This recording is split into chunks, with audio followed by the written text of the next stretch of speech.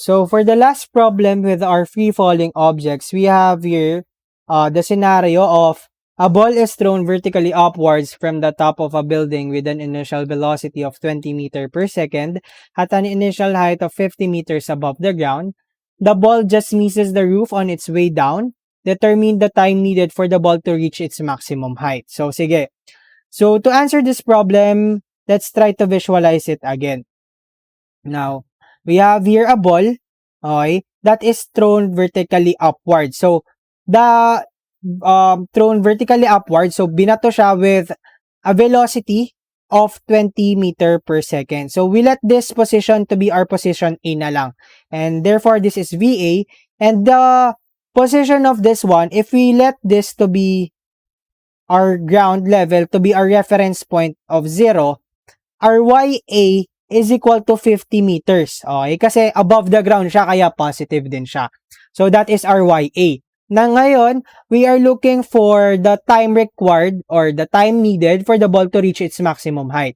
After some time, kapag binato mo yung bola paakyat, katulad ng ating discussion in our previous problem, it will reach a maximum, it will reach a velocity of equal to 0 meter per second.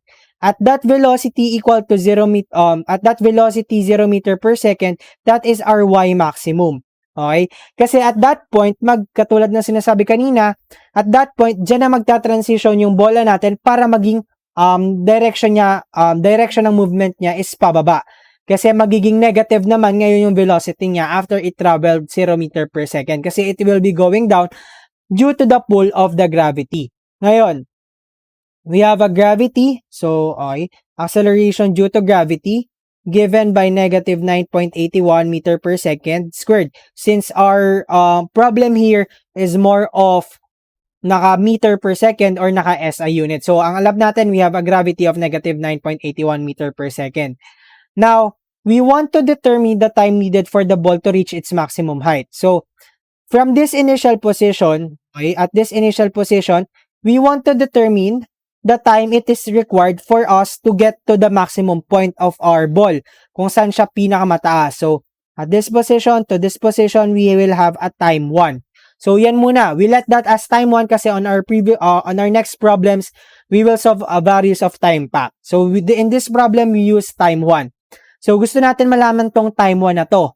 So, anong kinematic equation ang gagamitin natin dito? For this problem, we can utilize the kinematic equation 1. Bakit kinematic equation 1? Because we have here, kung at this Y max, we can let this pala as VB or YB na lang din tong Y max natin. So, meron tayong final and initial velocity and may final and initial position tayo. With kinematic equation 1, we have VF is equal to VI plus GT. So, may VF and VI tayo. We are just looking for the T. So, solving for T, that is equal to VF minus VI over G. So, substituting our given, we have VF of 0, since at the highest position, that is 0 meter per second, minus VI of 20 meter per second over the acceleration due to gravity of negative 9.81 meter per second squared. So, this is meter per second. Magka-cancel si meter. Magka-cancel yung isang second. Ang matitirang unit is yung time. So, with that, we can just input that in our calculator. We have here negative 20 over negative 9.81. That is equal to 2,000 over 981. So, time 1, this is time 1 pala. As we are talking about, time 1 is equal to 2,000 over 981 seconds, or that is approximately equal to 2.038 then 4. 2.0387 seconds. So, this is the answer to our first problem. For the second problem, we want to determine the maximum height. So, from the figure itself, diba, na-determine na natin to as Y max or yung YB natin. Ayan yung gusto nating malaman for our second problem. We want to determine the maximum height. So, using the same figure na dinraw natin kanina, anong kinematic equation yung magagamit natin? If we want to determine y max, actually, we can use the two kinematic equations pa. Kinematic equation 2 and kinematic equation 3.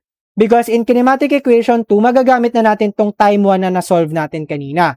But if we want to be more accurate or para mas maging precise pa yung sagot natin, we can use the kinematic equation 3 para at least with kinematic equation 3, yung mga given natin mismo yung ginagamit natin with our solution. With kinematic equation 3, we have Vf squared is equal to Vi squared plus 2g delta y, right? Now, we want to determine the y max. Itong delta y na to, I can represent this as y max or yung y final natin. Sabihin natin y final yan. But according to this one, the y final at its maximum height is the y max minus the y initial, which is given by 50 meters. So, we just solve for y max muna siguro. So, we have Vf squared minus Vi squared equals to 2g. So, pwede kong i-distribute yan. Okay, this is 2g y max minus 2g yi. Okay, y initial. So, with that, I can solve now for y max to be Vf squared minus Vi squared all over minus pala. This should be minus 2g y max. Or hindi. Since we're looking for y max, yung 2g ay yung 2gy ay yung lilipat natin. This becomes 2gy all over. Okay, so this becomes 2g. Okay. Then this is equal to the y max. Or if we want to simplify it further pala, we can have y max to be Vf squared minus Vi squared all over 2g. So, tapos dito at this fraction, magka-cancel si 2g. So, we just add yi. Therefore, Vf squared, ang final velocity natin ay 0 squared minus initial velocity natin is given by 20 meter per second squared. Okay, so 20 meter per second, tapos isi-square natin siya all over 2 times negative 9.81. We can find the y max to be, so hanapin lang natin yung y max natin to be 0 squared. So 0 squared minus 20 squared over 2 times negative 9.81. We have 20. Okay, so wait lang. Yi, so hindi pa pala natin na-add dito si yi. So we still need to add our initial position which is given by 50. And that is plus 50. So nakalimutan ko yung plus 50. That is equal to 70.38. Okay, so this becomes 70.387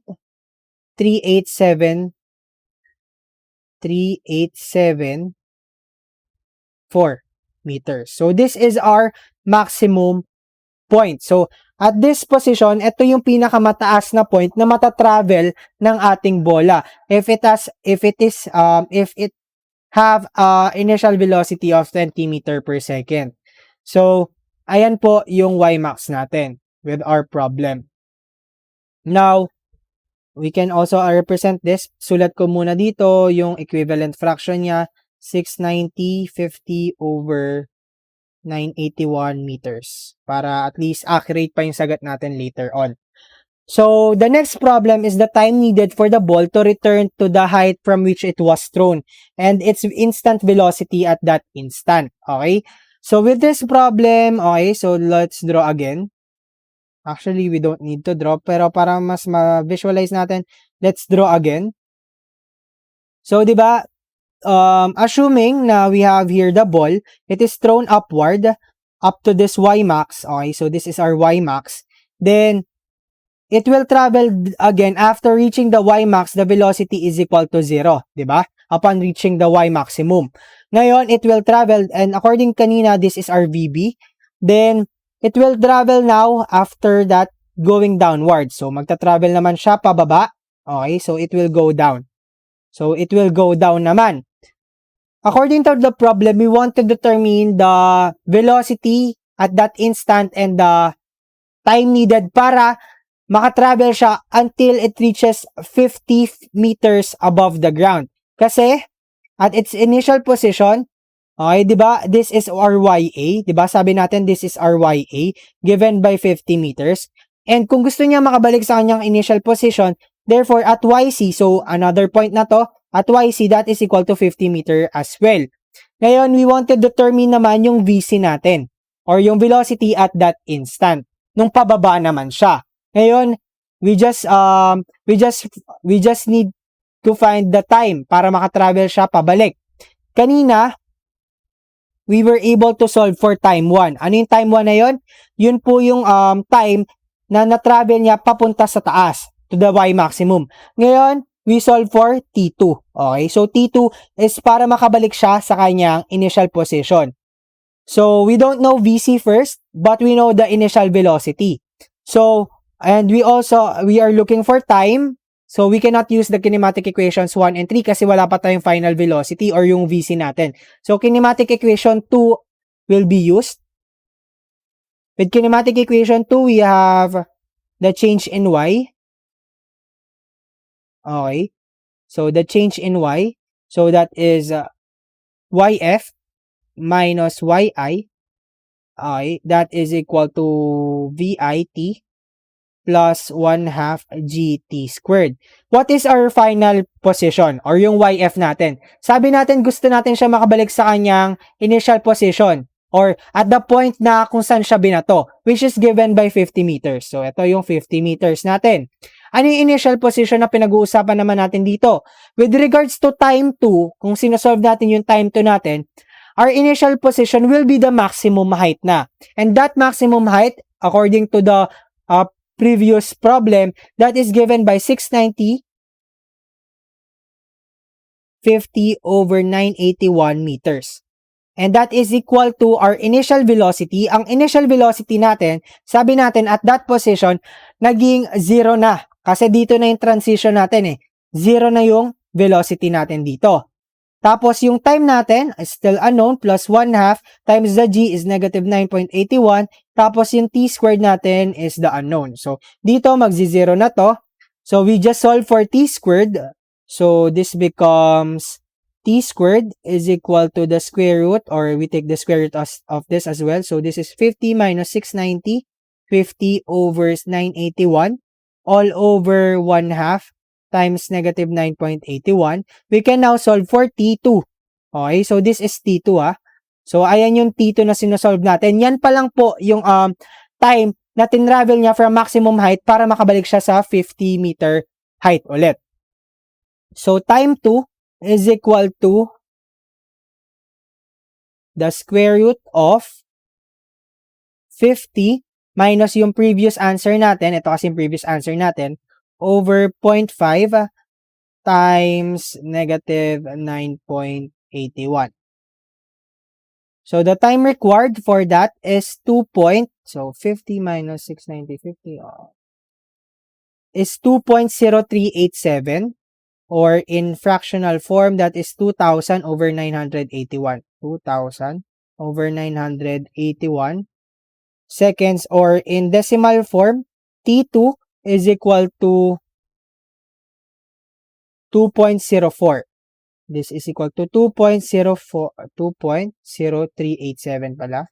038 then 7 seconds. This is our time 2, but we want to determine the time needed para makabalik siya sa kanyang position na 50 meters. So, i-add pa natin yung total, yung time 1 natin. Therefore, the total time is equal to time 1. Yung time 1 natin is yung paakyat siya. Tapos, yung time 2 natin is yung pababa naman siya papunta sa 50 meter high. Therefore, T1 plus T2, yung T1 natin is given by 2,000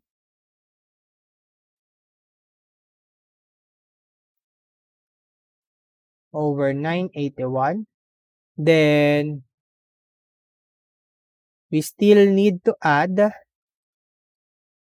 this answer na na-solve natin, that is equal to 4.07, 4.077, then 5. seconds. This is the time required para makabalik siya sa kanyang initial position of 50 meters. But still, we need to find the final, the velocity at that instant. So we are looking for VC. So we solve for VC. So we have VC to as our unknown, or the velocity final to be the unknown one.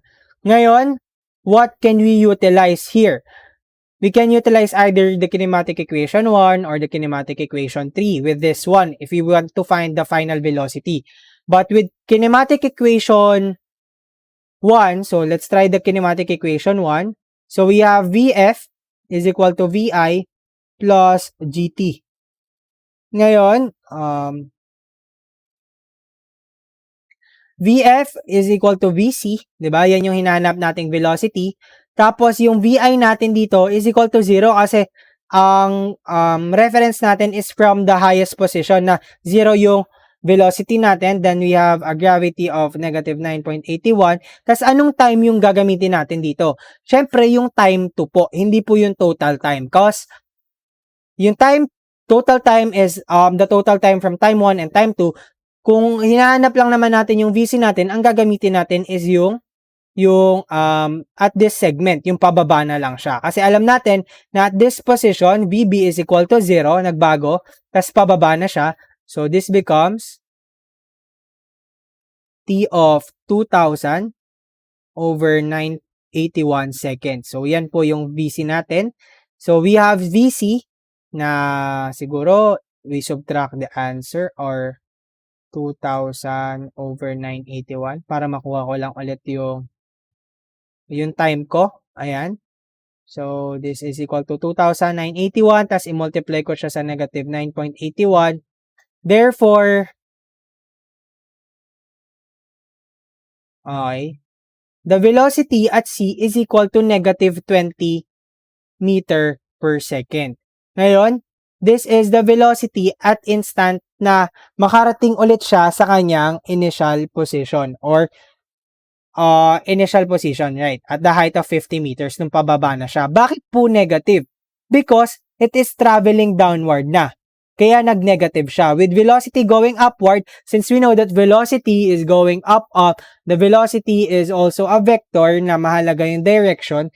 The direction, or the sign of our velocity indicates if it is going to the positive direction or to the negative direction. With negative direction, ibig sabihin it is traveling now downwards. So for the next problem, the answer is negative 20 meter per second. Now, for the fourth problem, the time needed for the ball to reach the ground. So kung kanina, okay, so let's draw again. Okay, so we have here a drawing. We have here a ball na at nag-travel paakyat. We have here the Vmax, or the V is equal to 0, and the Ymax. Then, alam na natin tong time 1 na yan, papunta paakyat. Ngayon, we can determine now the time it is required para makatravel siya until it reaches the lowest point, or the ground. Okay, so ground. So, that is YF, or is equal to 0. Okay? So, ang hanapin naman natin dito, let us assume this is to be time 3. Ang hanapin natin is yung time 3, and para mahanap natin yung time needed for the ball to reach the ground, i-add lang natin yung time 1 and time 3.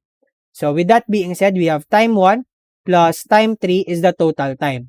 So, ang problema na lang natin dito is yung time 3, but we know that this is velocity of equal to 0 at this point. So, utilizing this idea na velocity at the maximum position is 0, okay, we can use the kinematic equation again. So, anong kinematic equation yung gagamitin natin? Ano bang ginamit natin with this one? Nung hinanap natin yung time, gumamit tayo yung kinematic equation 2, therefore, kinematic equation 2 rin yung gamitin natin dito. We have here YF is equal to YI plus, then we have here plus VI. So, this should be plus VI T plus 1/2 GT squared. Ngayon, YF is given by 0 And the y initial is our maximum point given by 690.50 over 981. Kasi po yan yung initial position ng ating time 3. Itong segment na to. Okay, at this segment. So, yung initial velocity natin, 0. Yung time, unknown, plus 1/2. Then, yung g natin is given by negative 9.81. Then, we have t squared. So, we just solve for t.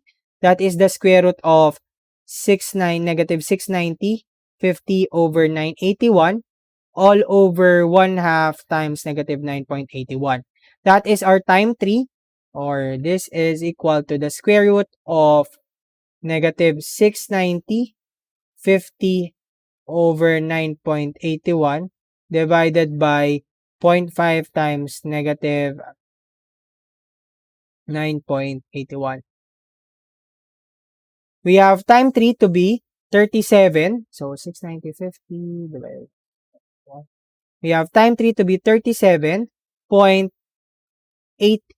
Okay, so that's too much. It's, yeah, 37.8815. Okay, so that is 1/6. So 1/6 seconds. This is the time 3 natin. But as we have said earlier, para ma-reach na yung ground natin, before that magpababa siya, meron siyang time na ginamit para maging paakyat siya. So we just add that time. So therefore, the total time is equal to time 1 given by 2,000 over 981 plus this time of 37.8816. So we just add that to 2,000 over 981. That is equal to 39. Okay, the total time is equal to 39.923 seconds. So this is the total time para marating niya yung ground level natin. And for the last problem, we want to determine the velocity and position of the ball at time 5 seconds.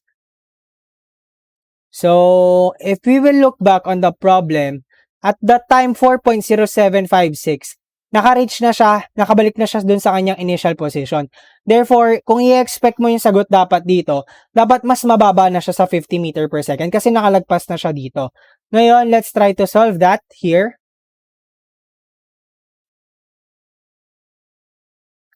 So, we have here, we want to find at time 5 seconds. So, ang gagawin natin dito, we have the total time 5 seconds. It is equal to the time 1 minus some time n. Okay, so some time n. So, we can find for the time n, that is equal to 5 minus time 1, which is 2,000 over 2,981. That is equal to, okay, so nagkamali pala tayo dito with our previous problem. Dapat ito ay, this should be, yung nasa taas dapat, kaya pala medyo malaki yung number natin. So, we just adjust this. The time 3 is equal to 3.788. So, medyo mali pala ito.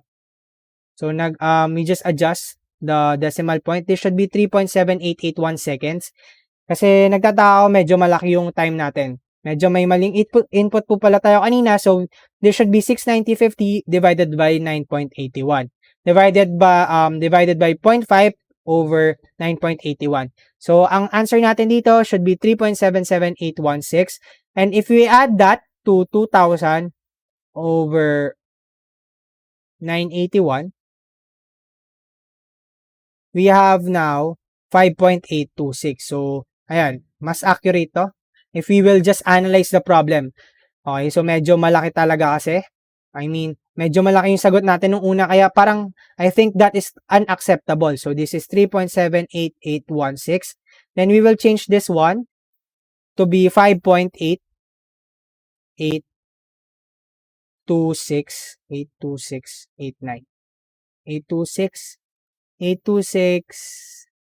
9 seconds. So, that is the answer pala for our previous problem.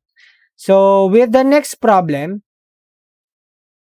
so at this position, at the YC or at 50, nung nakabalik na siya sa kanyang initial position, the time is 4.0756. So, therefore, dapat pababa na siya as I'm saying earlier. Ngayon, we want to find the time n. So, itong Tn na to represents at a time, okay, kung i-draw ko siya, here in my graph, this is my time 1. Tapos, at 5 seconds, this is our TN. Okay? So, this is our TN. So, medyo lagpas na siya ng onte with our 50-meter high ng building. So, itong T1 plus Tn, that is 5 seconds. So, we solve for Tn first. That Tn is equal to 5 minus yung T1 natin, which is 2,000 over 981. That is equal to 2.96.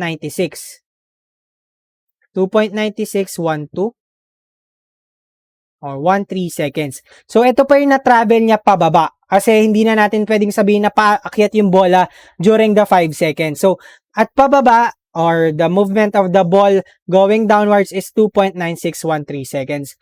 So, medyo lagpas na talaga siya dun sa YC natin. Kasi, sabi natin dito, the T2 is 2.0387. Mas malaki to. So, nag-travel pa siya lalo pababa. So, that is our Tn. So, given the time, we want to determine the velocity, okay, and the position. So, with kinematic equations, we can solve that one. So, ang unknown naman natin dito is velocity. But we know, at this position at the highest point, we have same approach lang din naman yung gagawin natin dito. At velocity B, this is equal to 0 meter per second. So, we are looking for the velocity. So, we can utilize the kinematic equation 1. Velocity final is equal to velocity initial plus GT. Okay? Ngayon, this is our T. Okay? This is our Tn. And we want to find VF natin or our VN. So, VN na lang. And our initial velocity is given by 0 plus the acceleration due to gravity is 9.81 times the time of 2.9613 seconds. So, therefore, Vn is given by, I just multiply this to negative 9.81. Okay. So, we have here 29.05. So, the velocity at 5 seconds is equal to negative 29.05 seconds, meter per second. So, this is our velocity instant or the velocity when the ball traveled at 5 seconds. Now, we want to determine the position. Using the kinematic equation 2, we can determine that one by YF is equal to YI plus VIT plus 1/2 GT squared. So, YF is unknown or the Y final. So, at this YN, so we don't know that one. YF is equal to Y initial. That YI represents our maximum point. And according kanina, the maximum point is 690.50 over 981. So, this is 690.50 over 981 meters plus the initial velocity is 0 times the time. We have 2.9613 plus 1/2 times negative 9.81 times the time 2.9613 seconds squared. Therefore, YF is equal, since okay lang kahit di ako maglagay ng units dyan, as long as I am consistent with my units. So, balik ko lang siya dito. I-multiply ko lang to ng negative. Sige. Para mas accurate yung answer natin. Ang ginawa natin kanina. We multiplied to negative 9.81. Ngayon, divide ko siya ng 0.981.